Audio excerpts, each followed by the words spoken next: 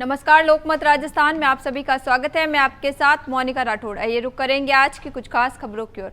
कांग्रेस प्रदेश अध्यक्ष गोविंद सिंह डोटासरा ने मुख्यमंत्री भजनलाल शर्मा के बार बार दिल्ली दौरे को लेकर सवाल पूछा है। उन्होंने कहा कि सीएम को जब दिल्ली में कुछ कहा जाता है, डांट पड़ती है, तो वापस सांगानेर आकर फोटो खिंचवाने लग जाते हैं। डोटासरा ने सवाल उठाते हुए कहा कि आखिर दिल्ली में रखा क्या है। पीसीसी चीफ ने कहा कि दिल्ली तो विदेशों में घूम रही है, प्रधानमंत्री विदेश दौरे पर रहे हैं, इनसे दिल्ली में मिलता कौन है। पीसीसी चीफ ने कहा कि अगर लोकसभा स्पीकर ओम बिरला से ही मिलना है तो उनसे तो हॉटलाइन पर ही बात हो सकती है, और अगर हॉटलाइन पर ना करो तो आजकल फेस टाइम भी चल गया है। पीसीसी चीफ गोविंद सिंह डोटासरा ने कहा कि मुख्यमंत्री को प्रदेश के हालात संभालने चाहिए। उन्होंने कहा हालात ऐसे है कि 2 महीने बाद कर्मचारियों को तनख्वाह नहीं मिलेगी। पीसीसी चीफ ने कहा कि हमारे समय में जो काम हुए उनका ठेकेदारों को पेमेंट नहीं मिल रहा है। जैसलमेर में ऑपरेशन सिंदूर के बाद पुलिस सहित सुरक्षा एजेंसीज अधिक अलर्ट पर हैं। इसी बीच जैसलमेर में एक और युवक शक के आधार पर पकड़ा गया है। पाकिस्तान से संपर्क के शक में एक संदिग्ध युवक जीवन खान पुत्र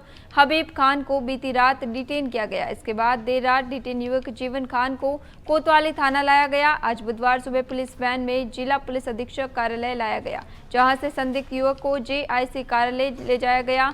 जानकारी के अनुसार डिटेन युवक जीवन खान सांकड़ा क्षेत्र का निवासी है। जैसलमेर मिलिट्री एरिया के एक रेस्टोरेंट में ये युवक पूर्व में काम कर चुका है। कुछ समय पहले काम छोड़कर गया, फिर अब वहीं दोबारा काम करने के लिए आया था। इसी दौरान आर्मी एरिया के आसपास संदिग्ध हरकतों के चलते डिटेन किया गया। बाड़मेर जिले के सैड़वा हरपालेश्वर महादेव मंदिर परिसर में संचालित आवासीय हॉस्टल में बच्चों के साथ मारपीट और सरिये से दागने का मामला सामने आया है। वहीं पर बच्चों को पढ़ाने वाले व्यक्ति ने बच्चों के साथ मारपीट की और उन्हें जगह जगह गर्म लोहे के सरिये से दाग दिया।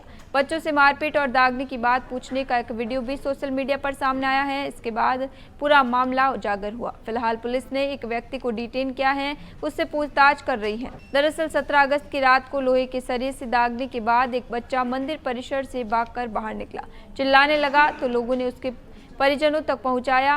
मंगलवार को परिजन समेत गांव के मौजूद लोग इकट्ठे होकर मंदिर आए तो पता चला कि एक भरतपुर का व्यक्ति सालों से मंदिर में है, लंबे समय से बच्चों के साथ मारपीट और हैवानियत कर रहा है। 8 से 10 साल के बच्चे जो नींद में पेशाब कर देते हैं, उन्हें लोहे के सरिये से दाग दिया। इससे खून से सने हुए कपड़ों में बच्चे परिजनों तक पहुंचे तो उनके भी रोंगटे खड़े हो गए। सैड़वा थाना अधिकारी दीप सिंह ने बताया कि बच्चों के साथ मारपीट का मामले की शिकायत मिली थी। इसके बाद व्यक्ति को पूछताछ के लिए थाने लाए हैं। हम मामले की जांच कर रहे हैं। डीडवाना शहर के सदर बाजार के एक व्यापारी से फिरौती मांगने का मामला सामने आया है, जहां एक व्यापारी की दुकान के बाहर लेटर फेंककर व्यापारी से 45 लाख रुपए की फिरौती की मांग की गई है। फिरौती नहीं देने पर बेटे को मारने की धमकी दी है, साथ ही पुलिस के पास जाने से मना किया है। नकाबपोश व्यक्ति के द्वारा ये लेटर फेंका गया है। इस लेटर में भूपेंद्र सिंह नामक एक व्यक्ति के नाम का जिक्र है। घटना को लेकर व्यापारी के द्वारा एक मामला डीडवाना थाने में दर्ज कराया है। मामला दर्ज करने के बाद पुलिस सप्लाई जांच में जुटी है और हर एक एंगल से मामले की जांच कर रही है। वही पुलिस के द्वारा कई सीसीटीवी फुटेज भी खंगाले गए हैं और फिरौती मांगने वाले का पता पुलिस लगा रही। धौलपुर जिले में अवैध बजरी परिवहन पर सख्त शिकंजा कसते हुए धौलपुर पुलिस ने नीले ड्रम की आड़ में चल रही बजरी तस्करी का पर्दाफाश किया है। डीएसटी प्रभारी प्रेम सिंह चौधरी के नेतृत्व में टीम ने कार्रवाई करते हुए बजरी से भरे 2 ट्रक जब्त कर कोतवाली पुलिस को सुपुर्द किए हैं। तस्कर ट्रकों में बजरी भरकर उसके ऊपर नीले ड्रम रखकर ले जा रहे थे ताकि बजरी की तस्करी छुपाई जा सके। जांच में खुलासा होते ही मामला पूरे जिले में चर्चा का विषय बन गया। गौरतलब है कि चंबल नदी से बजरी निकासी पर पूर्ण प्रतिबंध है। घड़ियाल अभ्यारण्य क्षेत्र होने के बावजूद तस्कर ट्रकों से अवैध बजरी निकालकर मध्य प्रदेश से उत्तर प्रदेश की ओर सप्लाई कर रहे थे। धौलपुर एसपी विकास सांगवान के निर्देशन और अवैध खनन के खिलाफ चलाए जा रहे विशेष अभियान के तहत ये कार्रवाई की गई। पुलिस ने दोनों ट्रकों को कब्जे में लेकर तस्करी नेटवर्क की जाँच शुरू की है।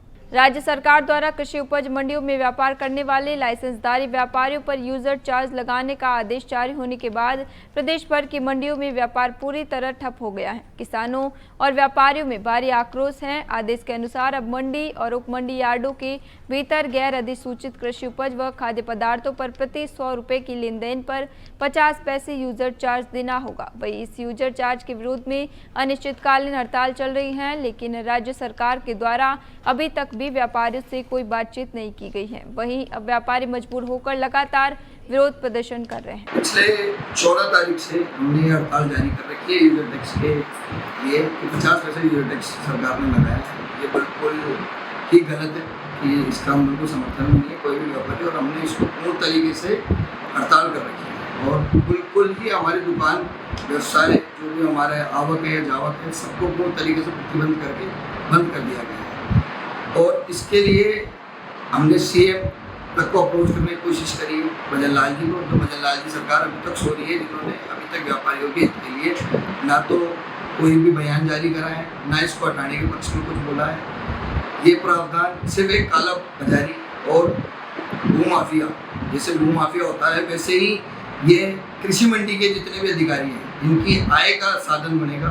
और 50 पैसे बेरोजगारी, ये 50 पैसे लागू होने से बेरोजगारी इतनी चरम सीमा पहुंच जाएगी कि कृषि मंडी के जितने भी गैर व्यापारी हैं जो कृषि मंडी का व्यापार नहीं करते, जो कृषि संस्थान, क्योंकि इन्होंने पहले ही कृषि मंडी के अंदर प्राइमरी के अंदर में सारे जितने भी किसानों के फंड थे वो बेच चुके हैं पहले, तो इससे व्यापारीगण बिल्कुल ही तरीके से असहमत है, बिल्कुल पूर्ण तरीके से बंद है।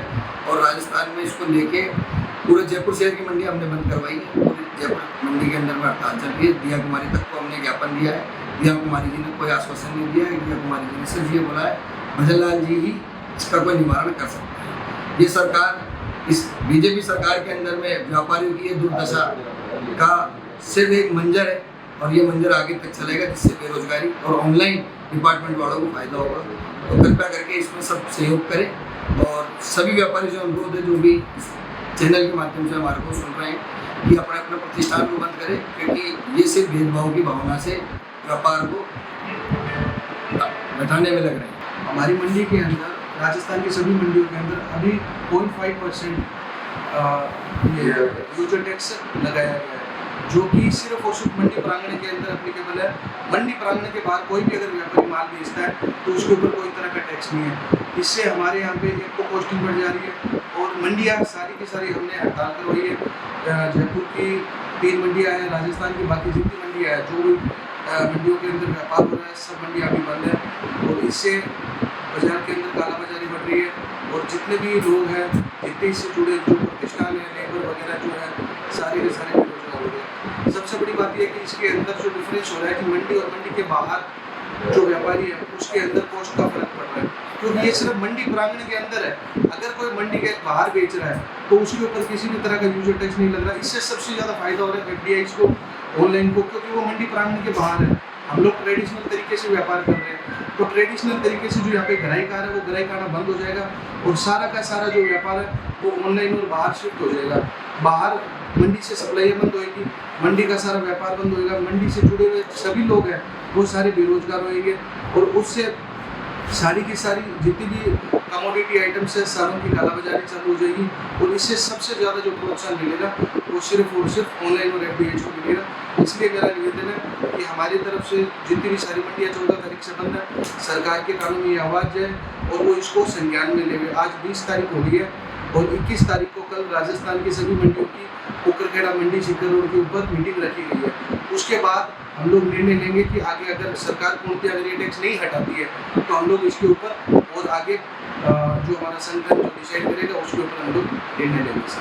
धन्यवाद सर। धौलपुर जिले के सेपऊ थाना क्षेत्र के ग्राम पुरेनी कापुरा की निवासी महिला शीला ने जिला कलेक्ट्रेट कार्यालय पहुंचकर जिला कलेक्टर श्रीनिधि बीटी को आत्मदाह की स्वीकृति प्रदान करने का प्रार्थना पत्र दिया है। महिला का कहना है कि उसके नाम खसरा नंबर 46 रकबा 0.2150 हेक्टेयर का खेत है, लेकिन गांव के कुछ दबंग लोग बनवारी गंगाराम, जितेंद्र, श्रीनिवास, अशोक और जगदीप पुत्रगण मोहन सिंह कुशवाहा निवासी पुरेनी कापुरा जबरन कब्जा करने की कोशिश कर रहे हैं। पीड़िता का आरोप है कि जब भी वह खेत पर जाती हैं तो दबंग उसके साथ मारपीट करते हैं और खेत जोतने से रोक देते हैं। 3 जून 2025 को महिला के साथ मारपीट और बेइज्जती भी की गई, जिसकी रिपोर्ट थाना सेपऊ पर दर्ज कराई गई, लेकिन पुलिस ने आरोपी से मिलीभगत कर एफआईआर लगा दी। महिला का कहना है कि उसने कई बार कलेक्टर, एसपी, एसडीएम और एडीएम को प्रार्थना पत्र दिए, यहाँ तक कि एसडीएम ने संबंधित थाने को 2 बार आदेश भी दिए कि आरोपियों को पाबंद किया जाए, लेकिन कार्रवाई नहीं हुई। धौलपुर जिले के राजकीय उच्च माध्यमिक विद्यालय मूल्य गांव में छात्रों की पिटाई और जाति सूचक शब्दों के इस्तेमाल का गंभीर मामला सामने आया है। जिला कलेक्ट्रेट कार्यालय पहुंचे छात्र छात्राओं की 7 परिजनों की ओर से जिला कलेक्टर श्रीनिधि बेटी को लिखित में शिकायत दी है। शिकायत में आरोप लगाया गया है कि 19 अगस्त को छात्र मनीष और मोनू 5 मिनट देरी से स्कूल पहुंचे तो प्रिंसिपल माता दीन शर्मा, अध्यापक प्रताप शर्मा और अध्यापिका पूनम शर्मा ने लात, घूसों और डंडों से उनकी पिटाई कर दी। शिकायत में कहा गया है कि छात्रों से जाति सूचक शब्द कहे गए और शिक्षक प्रताप शर्मा ने कुशवाहा समाज को अपमानित करते हुए धमकी भरे शब्द कहे। शिकायतकर्ताओं के अनुसार जब छात्रों के परिजन विद्यालय पहुंचे तो स्टाफ ने उनके साथ भी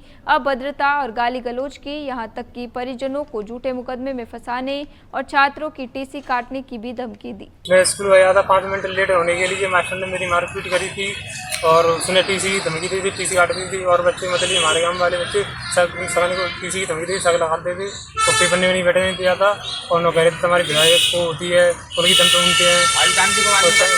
5 दिन में टाइम से गया था स्कूल में लगा दिया तो तू घर जा, मैं बाहर बैठ गया था और गाँव वाले से गाँव वाले से आए थे, उनकी भी कहती थी और 3-4 मोड़े ने टीसी काट दी थी। फिलहाल के लिए इतना ही। बने रहिए लोकमत राजस्थान के साथ सच का।